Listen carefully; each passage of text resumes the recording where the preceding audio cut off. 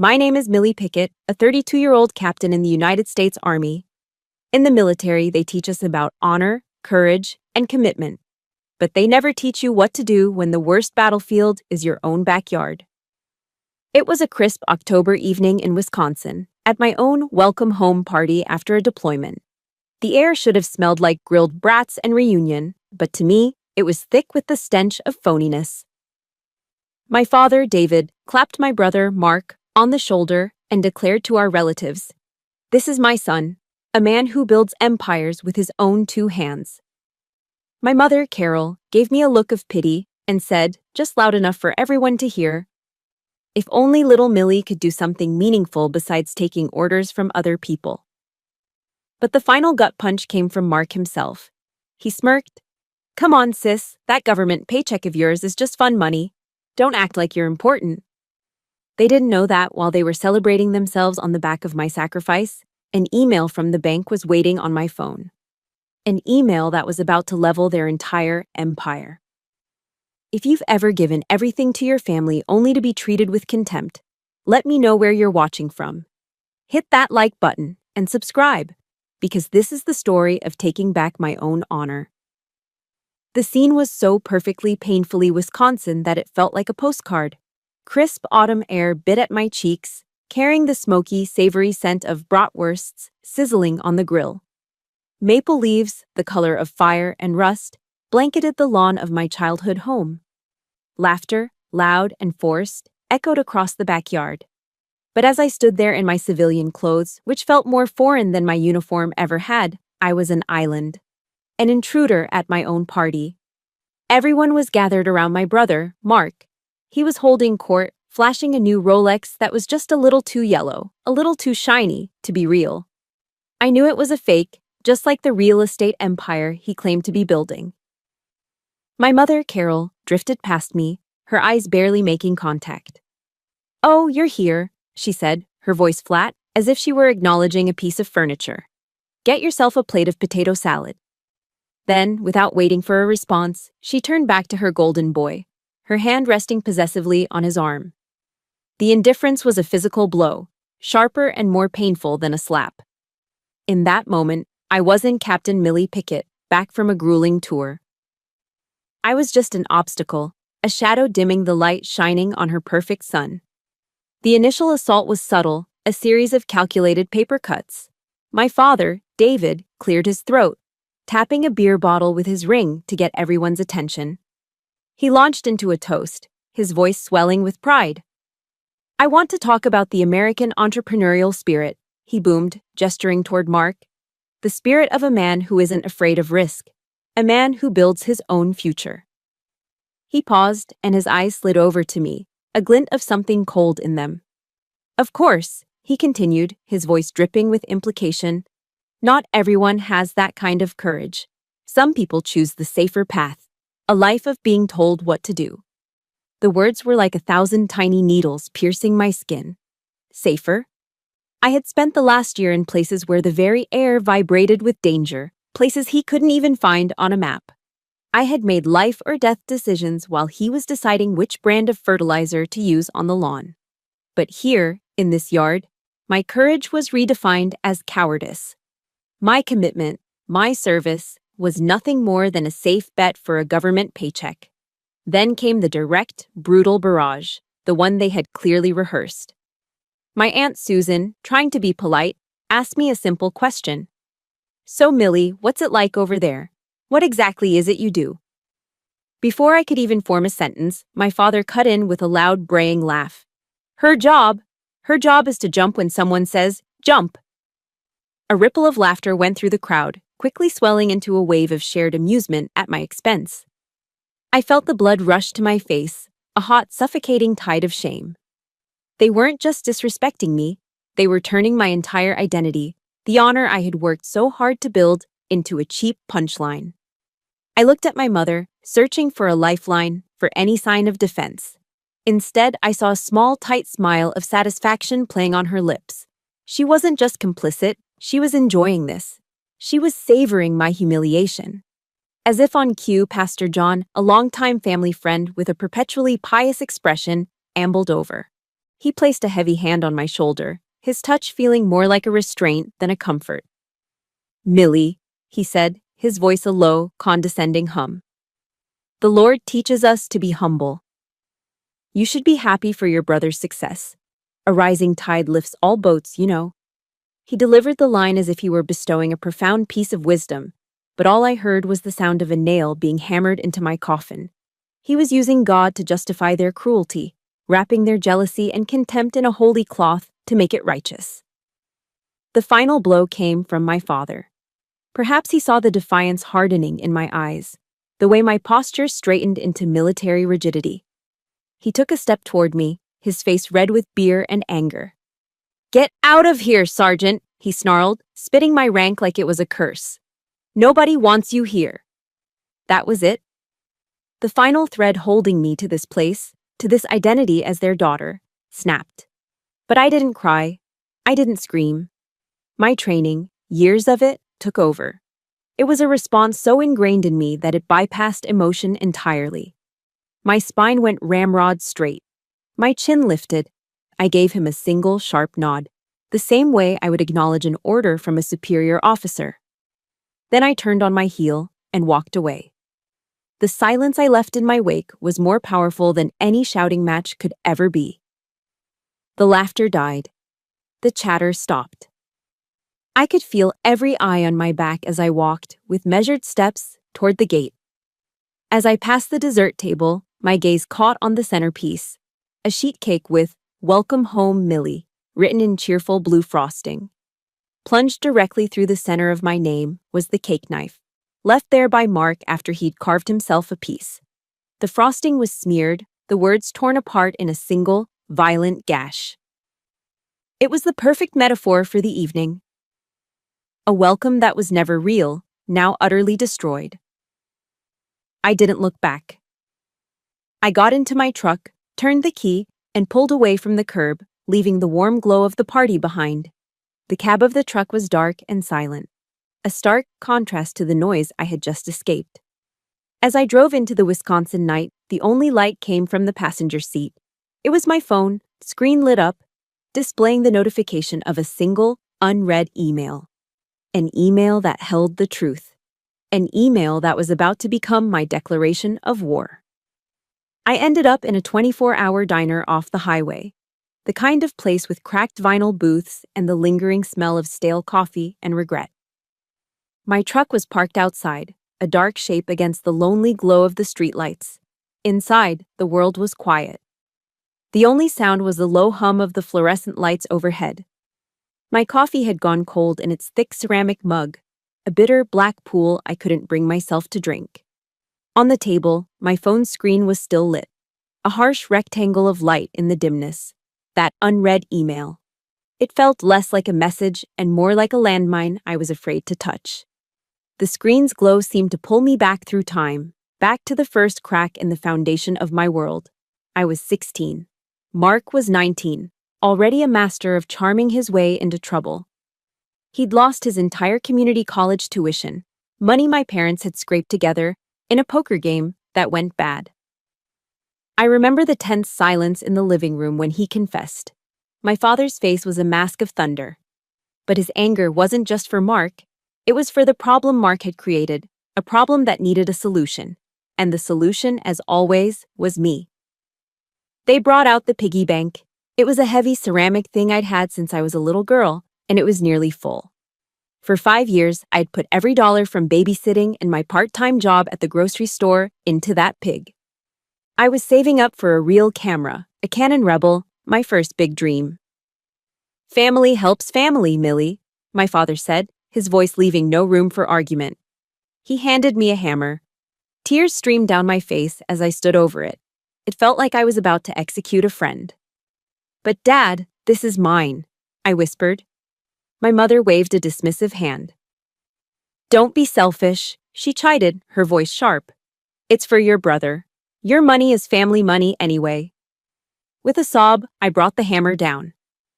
The ceramic shattered, and years of carefully saved bills and coins spilled across the floor. It wasn't just a piggy bank that broke that day. It was the idea that anything I worked for, anything I earned could ever truly be my own. That was my first lesson in duty. My purpose was to be the emergency fund for my brother's mistakes. The lessons just got harder from there. The year before, Mark had wrecked his pickup truck trying to impress some girl. The repair bill was steep. It was also the week of my junior prom. I had found the perfect dress, a simple, elegant navy blue gown that made me feel, for the first time, beautiful. It was on layaway, and I just needed one more paycheck to get it. But Mark needed the money for his truck. A girl doesn't need a fancy dress, my mother had told me, taking the cash I'd laid out on my bed. What's important is your brother's future. He needs his truck for his new landscaping business. I went to the prom in a dress I borrowed from a friend. It didn't fit right. All night, I felt like an imposter, watching Mark laugh with his friends, completely oblivious to the small sacrifice I'd made. To him, it wasn't even a sacrifice. It was just what was supposed to happen. But the sharpest memory, the one that still felt like an open wound, was from my senior year. I came home one afternoon, my heart pounding with a joy so pure it felt like it could lift me off the ground. In my hand was a thick envelope from the University of Wisconsin-Madison. I'd gotten in. A partial scholarship even. It was everything I had worked for. I burst into the kitchen, waving the letter. "Mom, I got in. I got into Madison." She took the letter, her eyes scanning it with a distinct lack of enthusiasm. She placed it on the counter, next to a stack of mail. "We don't have the money for things like that, Millie," she said, her tone casual, as if discussing the weather. "Mark needs a big chunk of cash for a down payment on his first investment property." My dream, my future, was dismissed in a single sentence. That night, I huddled at the top of the stairs, listening to them talk in the living room below. "It's better if she enlists," my father's low voice rumbled. "Steady paycheck, good discipline. She can help Mark out down the line." They hadn't just denied my dream. They had already repurposed my future. My life wasn't my own to build. It was a resource to be allocated to my brother.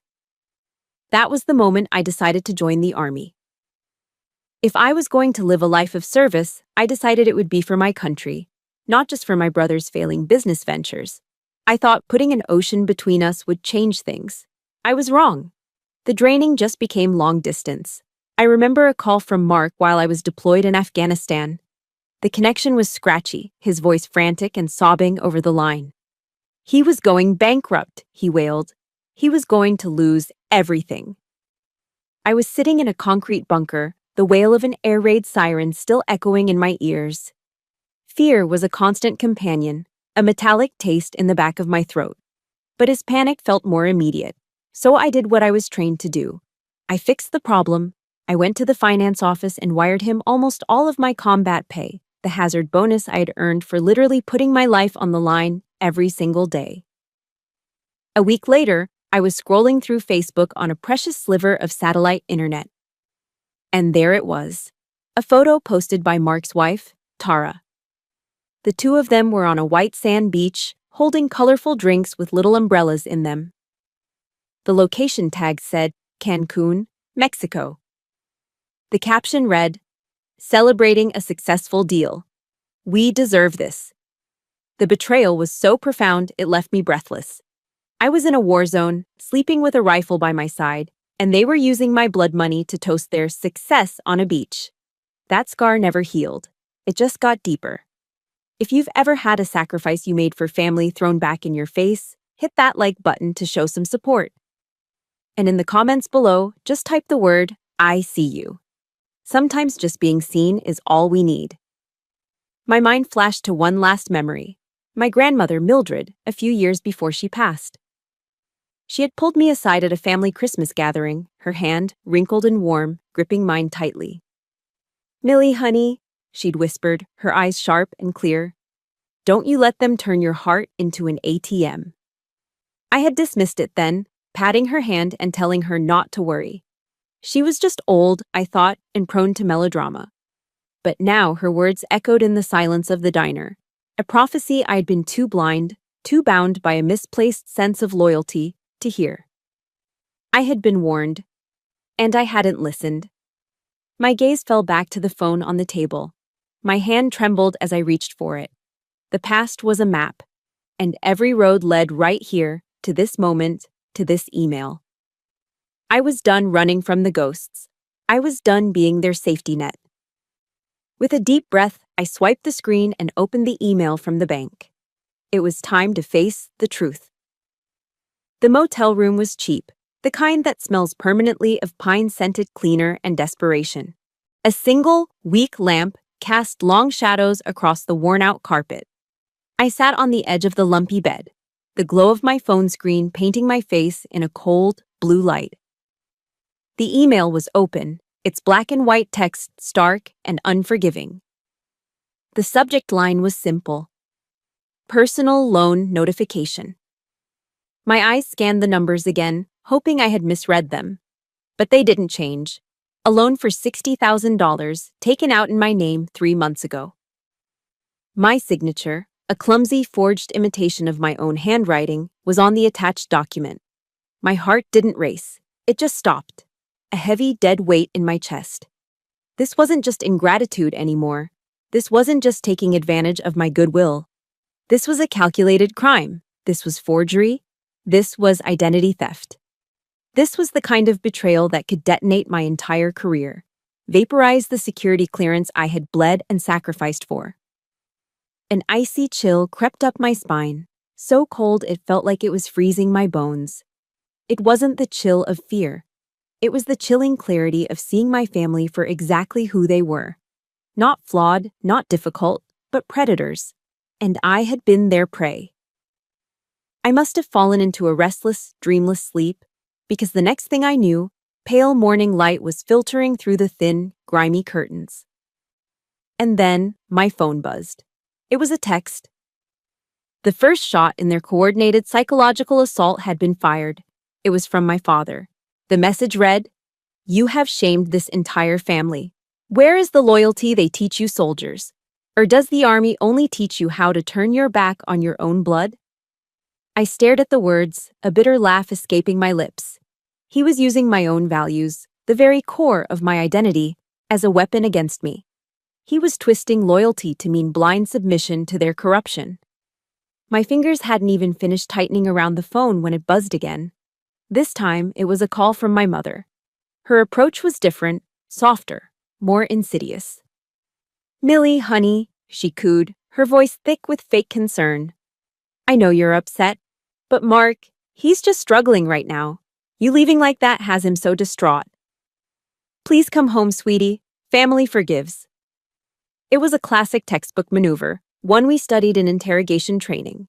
Good cop, bad cop, the carrot and the stick. My father threatened, my mother soothed. But the objective was the same: to break me down, to make me doubt my own reality, to force me back into my designated role. The obedient daughter. The family ATM. But the most public, most venomous attack was yet to come. It came from Mark, and he launched it on the one battlefield where everyone in our small Wisconsin town could see it. Facebook. He posted a picture of us as kids. I was about 7, he was 10. We were grinning, missing teeth, sitting on the front porch swing. It was a photo I had always loved. But the caption he wrote underneath it turned that innocent memory into something toxic. "Always love my little sister, even when she loses her way sometimes," he wrote. "It's sad when your success becomes poison to other people, even your own family. Hoping she finds herself again soon." I watched in real time as the comments rolled in, a tidal wave of public judgment. "What a shame. She should be proud of you. Stay strong, Mark. We're all behind you. I can't believe Millie would be so selfish, after all her parents have done for her." I felt exposed, as if I had been stripped naked and put on trial in the town square. In the space of a few sentences, Mark had masterfully painted himself as the successful, loving brother, and me as the unstable, jealous, vindictive sister. He had created a narrative, a lie built on the foundation of the very money he had stolen from me, and our entire community was buying it. I was now the villain in my own story. The final blow, the one that confirmed my absolute isolation, came from a trusted source. My Aunt Susan, my dad's sister, the one who always sent me care packages overseas, the one who called me her hero. Her name flashed on my screen, and for a foolish second, I felt a surge of hope. Maybe she was calling to check on me. Maybe she saw through the lies. I was wrong. "Millie," she said, her voice a syrupy mix of sweetness and steel. "I heard what happened. I know you've sacrificed a lot, dear. But what's money compared to family? How could you upset your parents like this? You're tearing everyone apart over a little bit of pride." A little bit of pride. $60,000 of fraud was a little bit of pride. I didn't argue. I didn't defend myself. I just quietly said, "I have to go, Aunt Susan," and ended the call. My hand was trembling as I set the phone down. That was the moment I understood. My family wasn't a unit with a few broken parts. It was an alliance, a system meticulously constructed to protect its most valuable asset, Mark, at any cost. And I was the designated cost. My future, my finances, and now my reputation were all acceptable collateral damage in the mission to prop up my brother. I stood up and walked to the window, staring out at the anonymous parking lot. I felt a surge of panic, a desperate urge to call them, to scream, to cry, to make them understand. But then, my training kicked in once more. When you're under ambush, you don't charge blindly into the line of fire. You find cover. You assess the situation. You stop all communications until you know the enemy's position. I picked up my phone, my movements now calm and deliberate. I silenced the notifications. Then, with a final, decisive tap, I powered it off completely.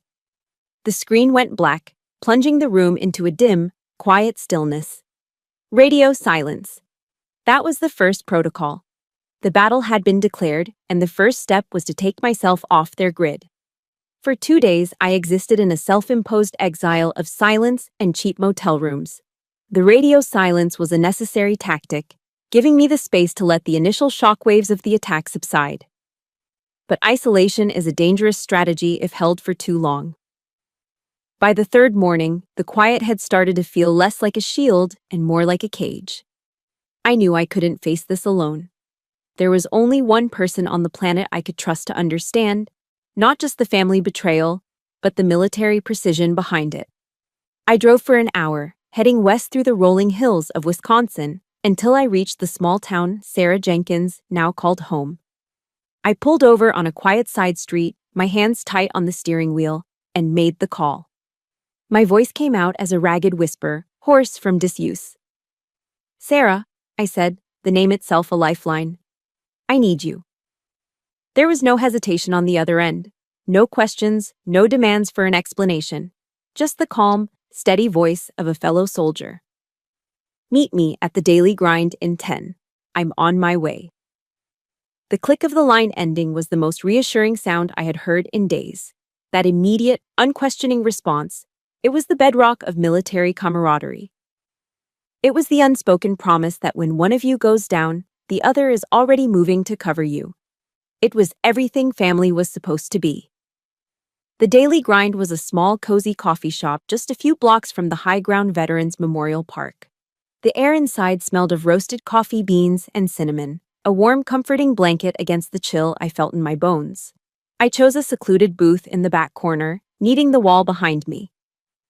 As I drove into town, I'd passed the entrance to the memorial, the silhouettes of its statues stark against the gray sky. It was a place of quiet dignity, a testament to real sacrifice and unwavering loyalty. A world away from the mockery my family had made of those same values. Sarah slid into the booth opposite me, just as the waitress set down a mug of black coffee I hadn't ordered. She knew. Of course she knew. Sarah, a former Army logistics officer, had a face that was all sharp angles and sharper intelligence, softened only by the deep empathy in her eyes. I didn't know where to begin, so I just started talking. The words tumbled out of me in a messy, broken stream. The party, the toast, my father's sneering dismissal, my mother's satisfied smile, the hacked-up cake. Then I unlocked my phone and pushed it across the table. "And then this," I said, my voice finally cracking. She read everything. The email about the $60,000 loan. The barrage of texts from my parents. She scrolled through Mark's Facebook post, her jaw tightening with every comment she read. I watched her face, which hardened from concern into a cold, controlled fury. When I finally finished, the dam inside me broke. The discipline, the composure I'd maintained since that night, it all just shattered. Hot, shameful tears streamed down my face. I hadn't cried in front of anyone in years, but here, in this safe harbor, I couldn't stop. Sarah didn't say a word. She didn't offer empty platitudes like, "It's going to be okay," or "They didn't mean it." She just reached across the table, pushed a box of napkins toward me, and waited. Her silence was a gift. It was a quiet space for my grief to exist without judgment, an acknowledgement that this pain was real and deserved to be felt. It was worth more than 1,000 well-meaning but useless words. When the tears finally subsided into ragged breaths, she met my gaze. Her eyes were like steel. "They drew first blood, Millie," she said, her voice low and firm. "They declared war, not you." The words hit me with the force of a physical impact. It wasn't advice, it was a tactical assessment, and it was liberating. In that single sentence, she dismantled the architecture of guilt my family had spent a lifetime building. I wasn't the one tearing the family apart. I wasn't being selfish or prideful. I was a soldier, on her own soil, defending against an unprovoked attack. I was the one under siege. Sarah took a sip of her own coffee, and I saw the shift happen. The friend became the officer.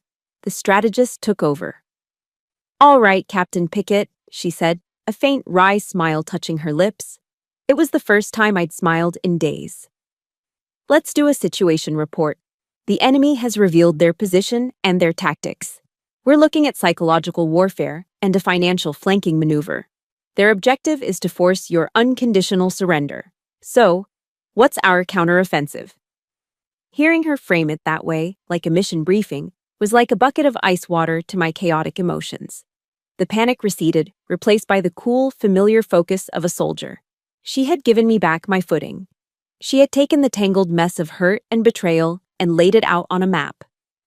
"First," I started, my voice clearer now. "I need to protect my career. This loan—" "Exactly," Sarah cut in, her eyes narrowing. "That loan could compromise your security clearance. This isn't just about money. It's about your entire life's work. You have to report it. But first, we need more intelligence." She leaned forward, her voice dropping. "Have you spoken to your grandmother, Mildred?" The idea sparked in my mind like a flint hitting steel. Grandma Mildred, the quiet observer. The one person in the family who saw everything but rarely spoke.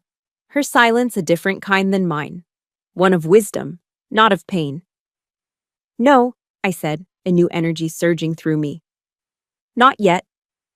"Call her," Sarah instructed. "She's our inside source. And Millie," she added, her tone becoming even more serious. "Run a full credit report on yourself. All 3 bureaus, now. That is standard operating procedure. We need a full battle damage assessment. We need to know the extent of the breach." I looked at Sarah, at her calm, determined face, and I felt the ground solidify beneath my feet for the first time in days. Her advice wasn't just comforting, it was tactical. It was actionable. She hadn't just given me a shoulder to cry on, she had handed me a weapon and a plan. I finally had a command post. I had an ally. And now, I had my next set of orders. Back in the sterile silence of my motel room, I executed the first step of Sarah's plan. My heart hammered against my ribs as I dialed my grandmother Mildred's number. She picked up on the second ring, her voice frail but clear, as if she'd been sitting by the phone. "Millie," she said, and there was a world of weary knowledge in that single word. "I've been waiting for your call." I didn't even have to ask. The truth, long suppressed by family secrets, came spilling out. "It's gambling debts, child," she said, her voice trembling with a mixture of anger and sorrow. "Online poker. Your brother is in so deep, deeper than any of us knew. Your parents, they already sold your father's new pickup truck to cover some of it, but it wasn't even close to enough." She paused, and I could hear her take a shaky breath. "But there's something else you need to know. A few weeks ago, I overheard Mark talking to your mother in the kitchen. He was panicking about a payment. Your mother was trying to calm him down. My grandmother's voice dropped to a conspiratorial whisper, mimicking the conversation she'd overheard. Mark's voice, she said, was slick with a chilling confidence. Don't worry, Mom. Millie's a straight arrow, but she'll never sue her own family. Her stupid loyalty is her biggest weakness. The words landed like a physical strike. A cold, sharp anger, unlike anything I had ever felt, pierced through the layers of my grief. It wasn't just that they had exploited my loyalty. It was that they had identified it, named it, and despised it.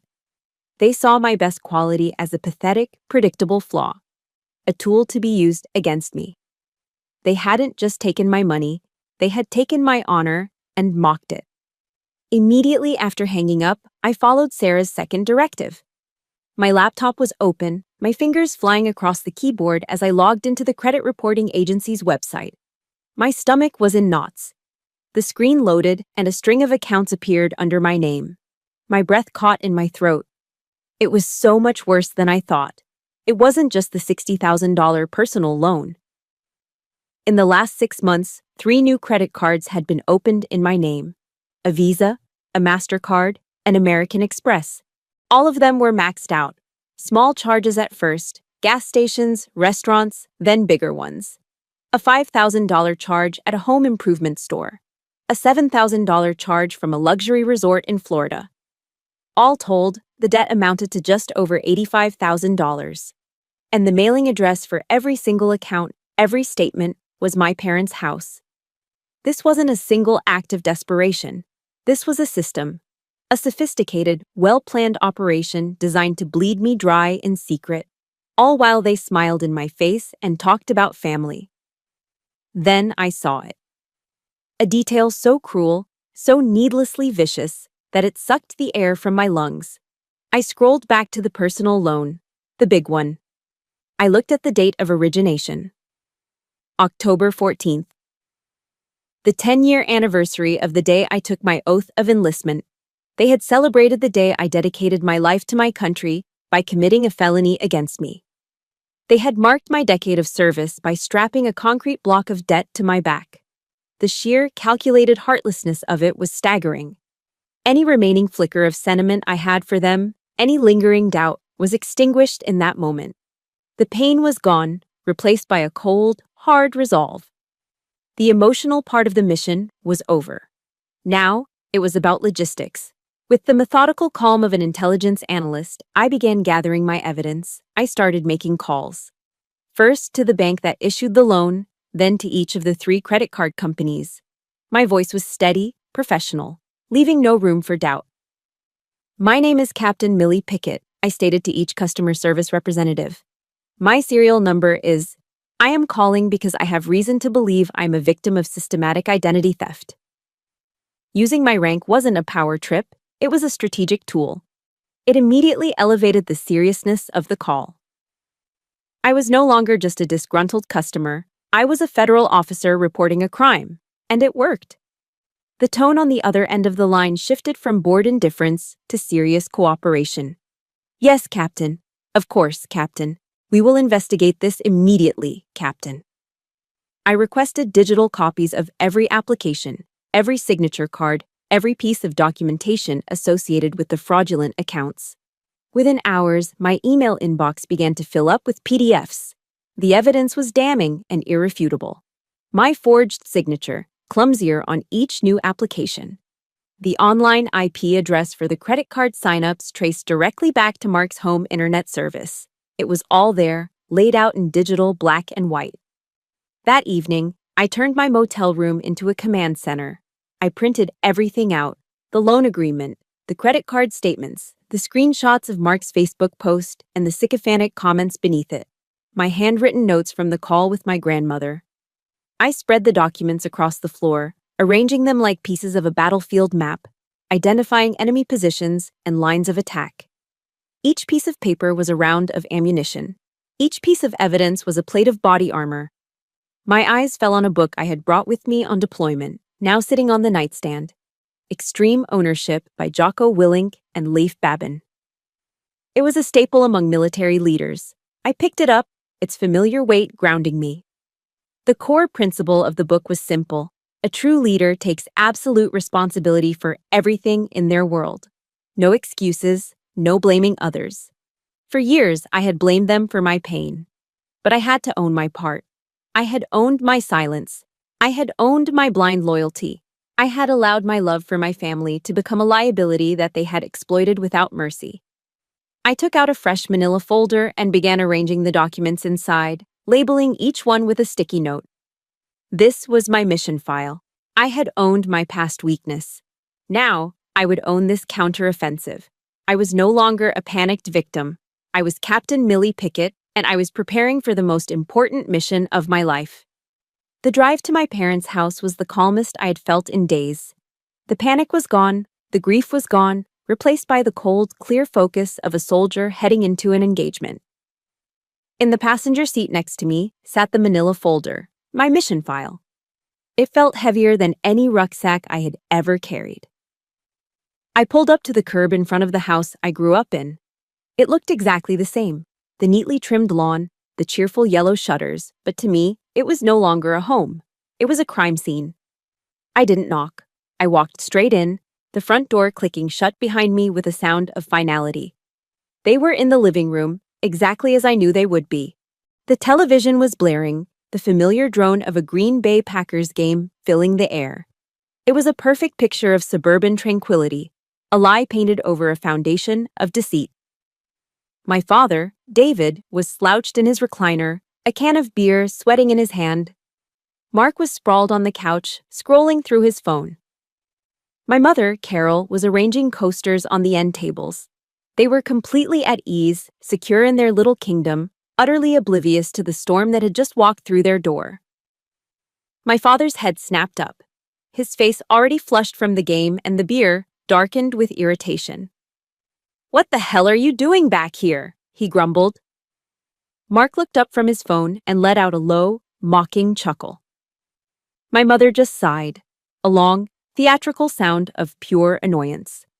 They still thought they held all the power. They still saw me as the disobedient child, the inconvenient problem. I said nothing. I walked directly to the coffee table that sat between them, a silent predator entering their den. I picked up the remote and pressed the power button. The roar of the crowd and the frantic voice of the announcer were abruptly cut off, leaving a ringing silence. With a deliberate, unhurried movement, I placed the manila folder on the table. The sound it made, a sharp, authoritative slap against the wood, made all three of them flinch. I flipped open the cover to the first page, a clean copy of the $60,000 loan application with my forged signature circled in red ink. I looked at my father. "Explain," I said. My voice was level, devoid of any emotion. It was the voice I used to give orders. He tried to bluster his way through it, puffing out his chest. "This is a family matter. It's complicated. You wouldn't understand." I didn't argue. I simply turned the page. The next documents were the credit card statements, a litany of their greed. I tapped a finger on a line item. "Is this also a family matter?" I asked, my voice as cold as ice. "This $5,000 charge for your new motorcycle, Mark? Or this, Mom? A week-long trip to a resort in Florida?" I saw the first flicker of panic in their eyes. The color drained from my mother's face. Mark's smirk vanished, replaced by a slack-jawed confusion. I don't know what you're talking about," he stammered, his eyes darting toward our father for support. "I was just borrowing it. I was going to pay you back." A humorless smile touched my lips. "Borrow?" I repeated the word, letting it hang in the air like a foul smell. "You call forging my signature, running up nearly $100,000 of debt in my name, and threatening to destroy my entire military career, borrowing?" I saw my father open his mouth to interrupt, to try and regain control with another bellow of authority, but I didn't give him the chance. I reached into my pocket and pulled out my phone, the ace up my sleeve. "I have one more piece of evidence for you," I said, my eyes locked on Mark and my mother. I pressed play. A recorded voice, tinny and distorted but unmistakably Mark's, filled the dead air of the room. It was from my grandmother's call. and she had given me her full permission to use it. "Don't worry, Mom," the recording of Mark said, his voice slick and condescending. "Millie's a straight arrow, but she'll never sue her own family. Her stupid loyalty is her biggest weakness." The silence that followed was absolute. It was thick, heavy, and suffocating. There were no more lies to hide behind, no more narratives to spin. They were exposed, stripped bare by their own words. My mother stared at me, her mouth opening and closing silently, like a fish gasping for air. Mark looked like he had been physically struck, his face pale and clammy. And then, right on cue, the waterworks started. My mother's face crumpled and she began to sob, her hand pressed dramatically to her chest. "I only did it to help your brother," she cried, her voice choked with manufactured despair. "I've sacrificed my whole life for you children." It was her final, most potent weapon, guilt. But the soldier in me was immune. I raised my hand, a sharp, silencing gesture that cut her off mid-sob. "Enough," I commanded. My voice was steel. The time for emotion was over. "My service to this family unit is officially concluded." I looked at each of them, one by one, making sure they understood that the chain of command had permanently changed. I will be reporting this identity theft to the military police and the credit bureaus. My career, the one you so carelessly endangered, will be protected. The honor you tried to turn into a joke will be restored. I let the weight of those words sink in before delivering the final orders. From this moment forward, you are all ghosts to me. Do not call, do not text, do not reach out in any way. This is your final disbursement. You are, to me, honorably discharged. If you have ever had to make the gut-wrenching decision to cut ties with a toxic family member for your own survival, please hit that like button. And in the comments, just write the words "boundary set." It's a salute to everyone who has had the courage to draw that line. I turned my back on them. I didn't wait for a reply. I didn't need one. As I walked toward the door, I could hear my mother's wailing intensify, my father starting to shout my name. But I didn't slow down. I didn't look back. I walked out of that house and into the clean, cold air, leaving behind the smoking ruins of an empire built on lies. The battle was over. And I had won. Walking out of my parents' house was a declaration of war. But declarations are just words. To win a war, you need strategy, you need assets, and you need firepower. My next move wasn't driven by anger, but by cold, hard logic. Following Sarah's recommendation, I made an appointment. The law firm was called Riley and Associates, Veterans Defending Veterans. The office wasn't fancy. There was no polished marble or expensive artwork. Instead, the space was clean, orderly, and disciplined. The American flag stood proudly in one corner, and the framed military service medals on the wall weren't for decoration. They were resumes. It felt less like a law office and more like a tactical operations center. Jessica Riley stood to greet me. She was a woman in her 40s with sharp, intelligent eyes and the unmistakable posture of a career officer. She didn't offer me a handshake full of pity. She gave me a firm, professional grip that conveyed respect. "Captain Pickett," she said, her voice calm and authoritative. "Please, have a seat." I placed the mission file on her large, uncluttered desk. Wordlessly, she opened it and began to read. She examined each page with a forensic intensity, her expression unreadable. She wasn't processing my pain. She was processing data.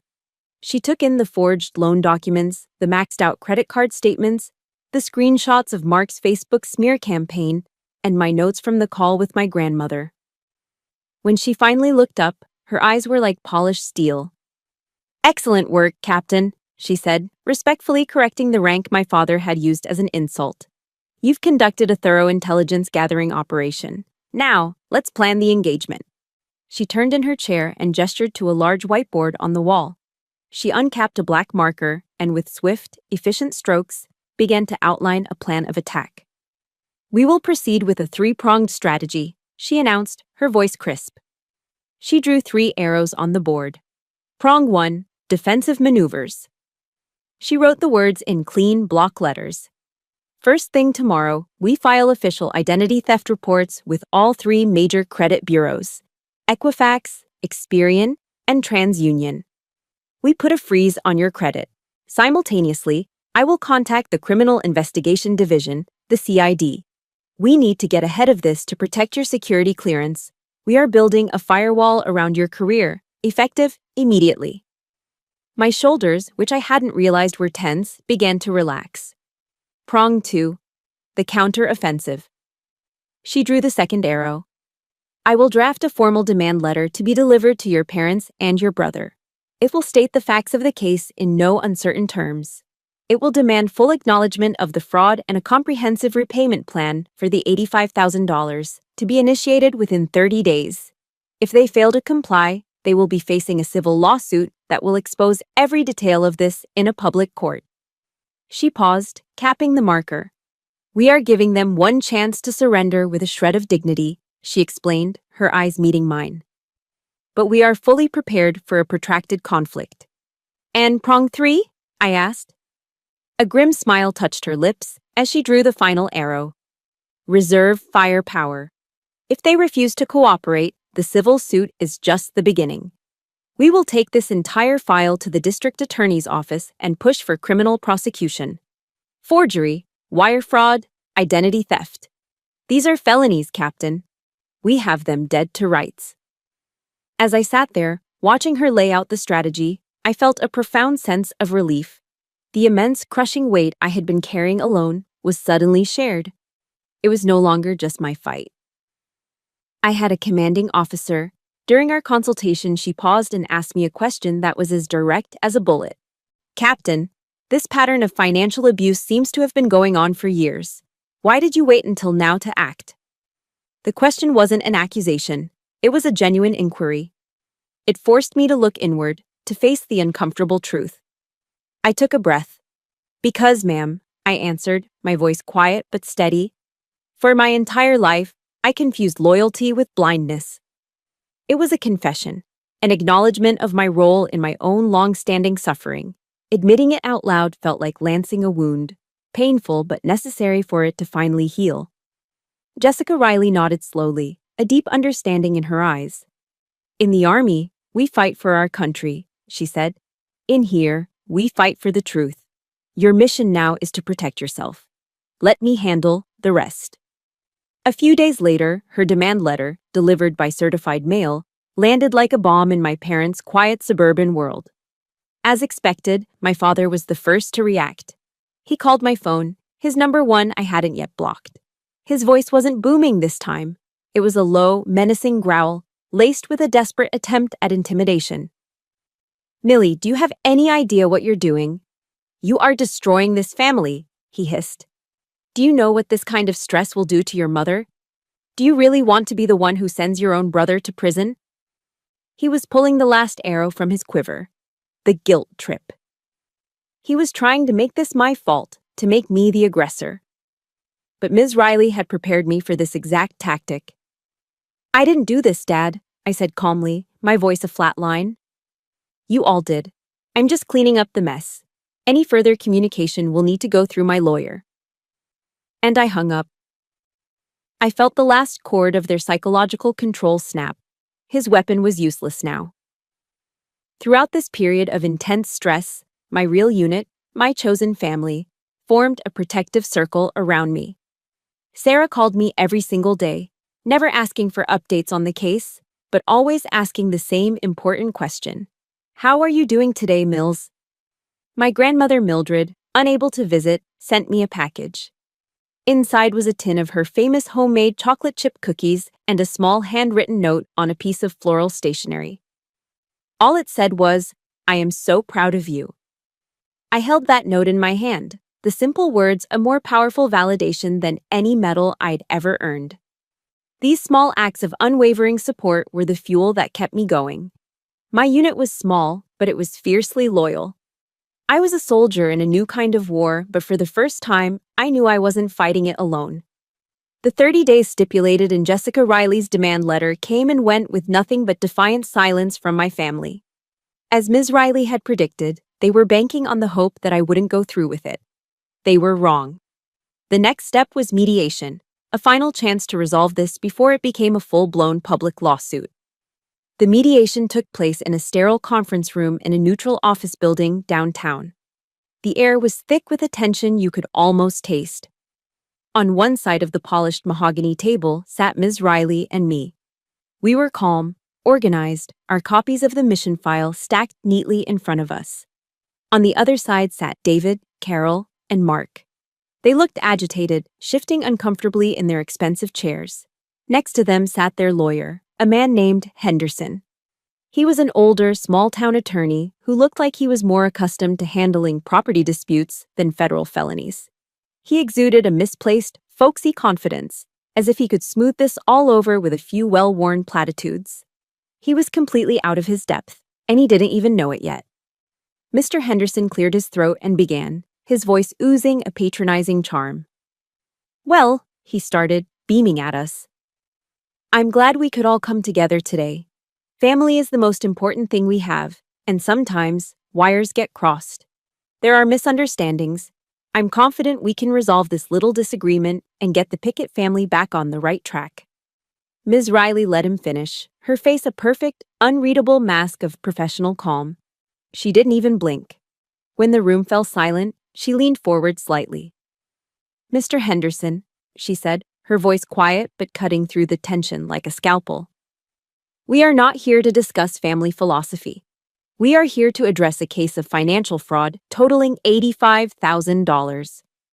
The color drained from Henderson's face. He tried to recover, shuffling through his papers. "Now, Jessica, let's not be hasty. My clients maintain that there was an informal, unspoken agreement. Captain Pickett has a history of generously supporting her family, and this was merely an extension of that." "An unspoken agreement?" Ms. Riley interrupted, her voice dangerously soft. "An agreement to forge her signature on a federal loan document. An agreement to commit identity theft against an active duty officer, thereby jeopardizing her security clearance and, by extension, national security." She paused, letting the weight of her words fill the room. "Sir, what you call a family misunderstanding, the federal government calls a felony. Several, in fact." Henderson was starting to sweat. He tried another angle. "My client, Mark Pickett, was simply borrowing the funds." That was the opening Ms. Riley had been waiting for. This was the moment she would deploy her trump card. "Borrowing? That's an interesting choice of words," she said, turning her laptop to face them. "Perhaps this will clarify the nature of the borrowing." She clicked a file. A man's voice, amplified by the small speakers, filled the room. It was Mark, but not the stammering, nervous Mark sitting across from me. This was a cocky, boastful Mark talking to one of his gambling creditors. "Don't worry about the money. I'll get it," his recorded voice bragged.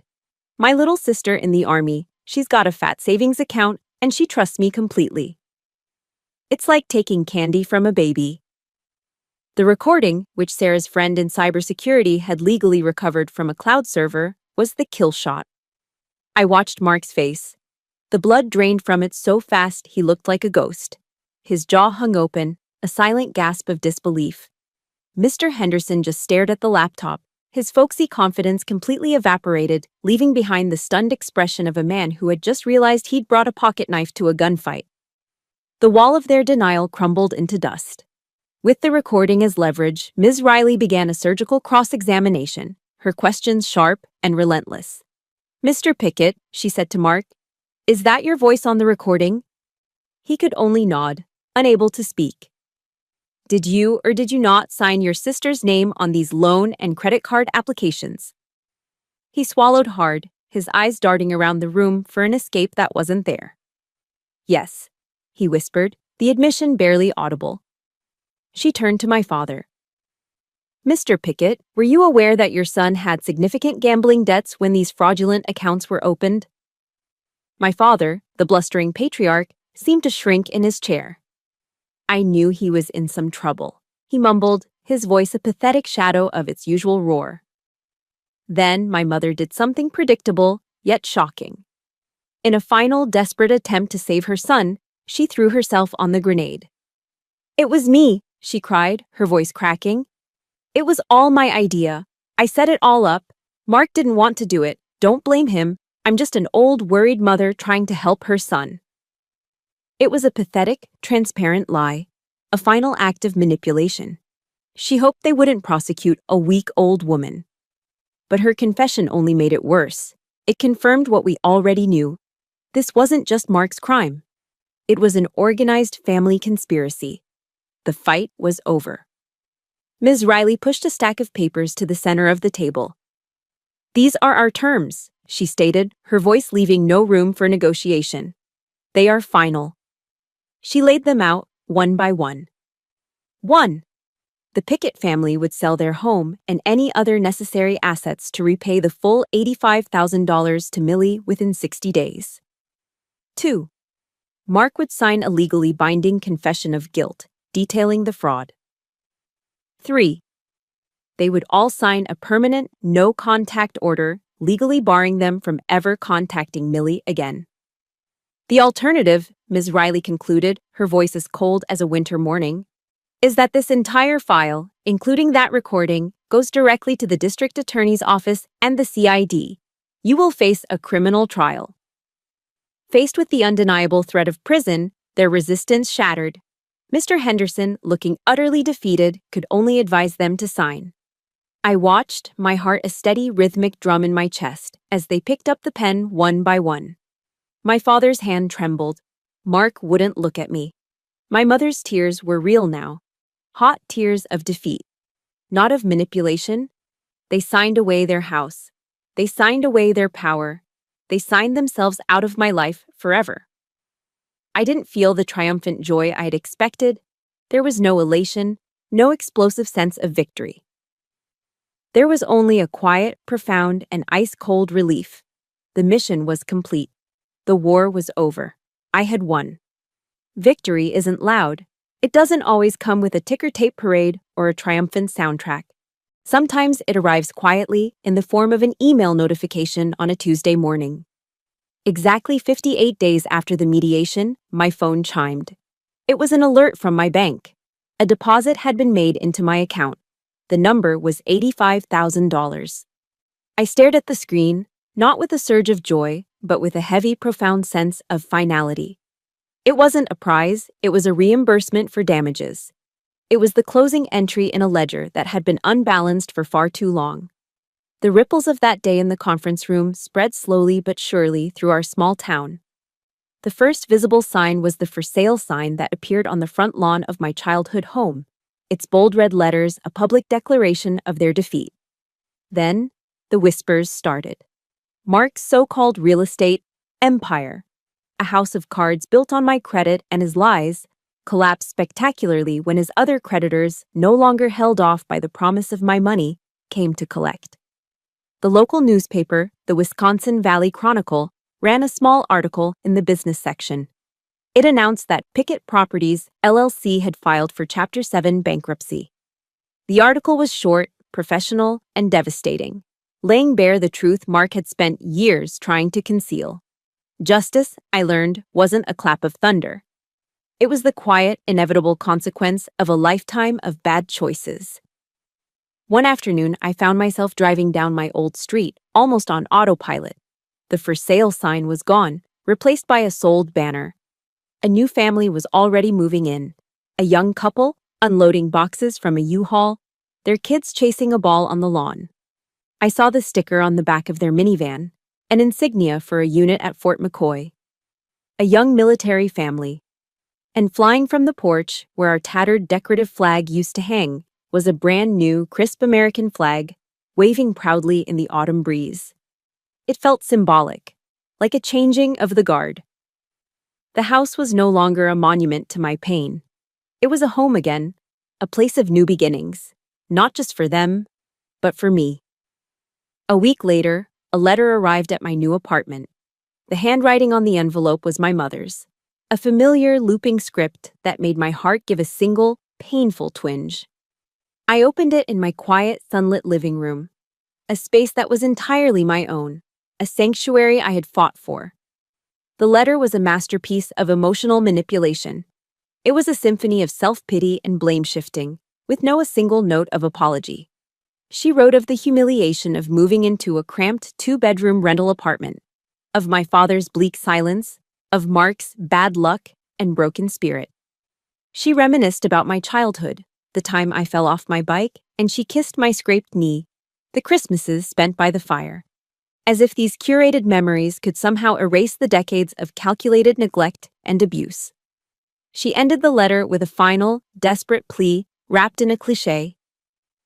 "Family is forever, Millie," she wrote. "I hope one day you can find it in your heart to forgive us." I read the words, and the Millie of the past would have dissolved into tears of guilt. But the Millie of today was different. I saw the letter for what it was, not an olive branch, but a lure. It was a desperate attempt to pull me back into the cycle of dysfunction. I saw the selfishness, the complete absence of genuine remorse, and I didn't feel anger. I just felt a profound, bottomless sadness for a relationship that was well and truly dead.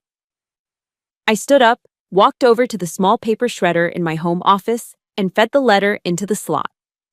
The machine whirred to life, and I watched as her words, her carefully crafted guilt trip, were turned into meaningless, confetti-like strips. Forgiveness, I was learning, didn't require reconciliation. Mark tried to reach out too.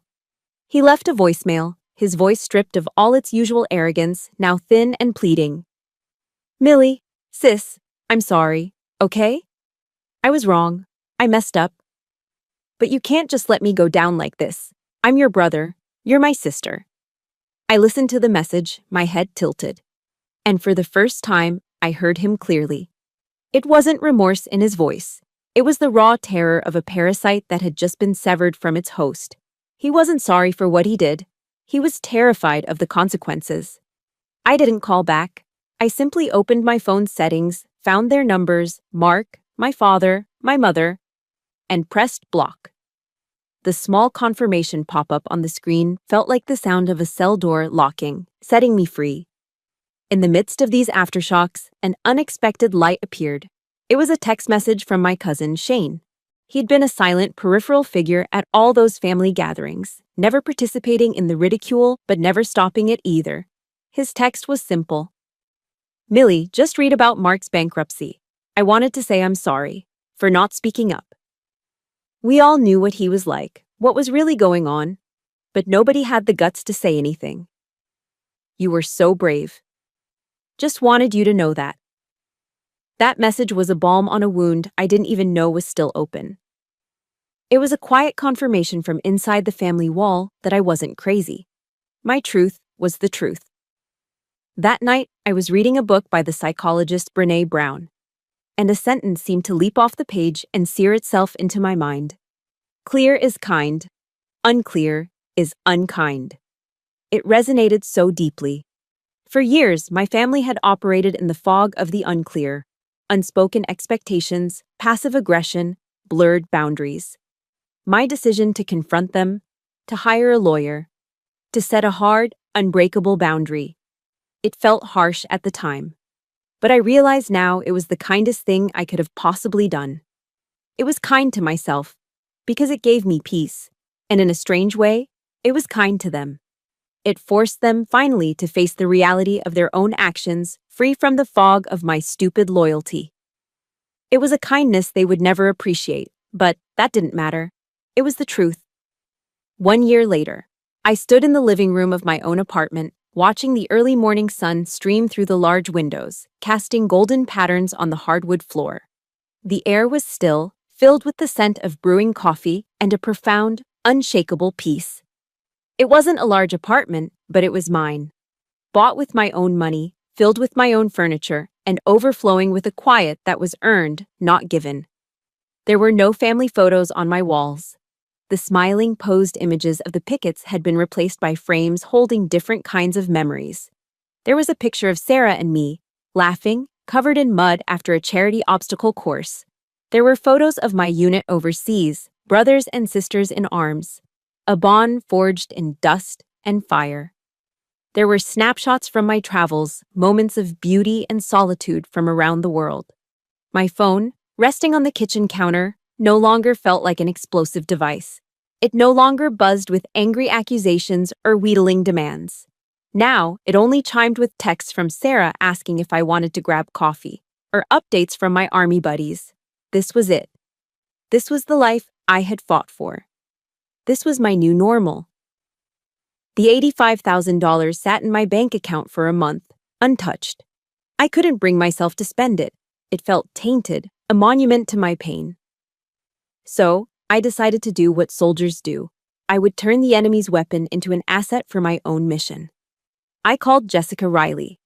Together, we drew up the paperwork to establish a small nonprofit foundation. We didn't name it after my family. We named it after the part of my identity they could never tarnish. We called it the Captain Pickett Honor Fund. Its mission was simple: to provide free, confidential financial literacy and legal consultations for young service members who were facing financial abuse from their own families. To launch the fund, I hosted a small gathering in a private room at a local restaurant. The only people there were my new unit: Sarah, Ms. Riley, my cousin Shane, and a few other veterans who had become my friends. There were no grand speeches, no pretensions. When I stood up to speak, my voice was thick with emotion, but it didn't waver. I learned the hard way that sometimes the most dangerous battlefield isn't overseas, I said, looking at the faces of the people who had stood by me. Sometimes it's in your own home, with your own family. This fund is for the soldiers fighting that silent war. It's to let them know that they are not alone, and that they are worthy of being defended. A few months after the launch, I received an email from a young Marine corporal named Emily. Her story was a haunting echo of my own. Her parents were draining her paychecks to fund her brother's latest failed startup, all while making her feel deeply guilty for wanting to say no. We met at a quiet coffee shop, the same one where Sarah had first helped me assemble my command post. Emily was barely 20, with a soldier's posture but the lost, worried eyes of a child. She told me her story in a low, halting voice, twisting a napkin in her hands. I didn't just listen, I understood.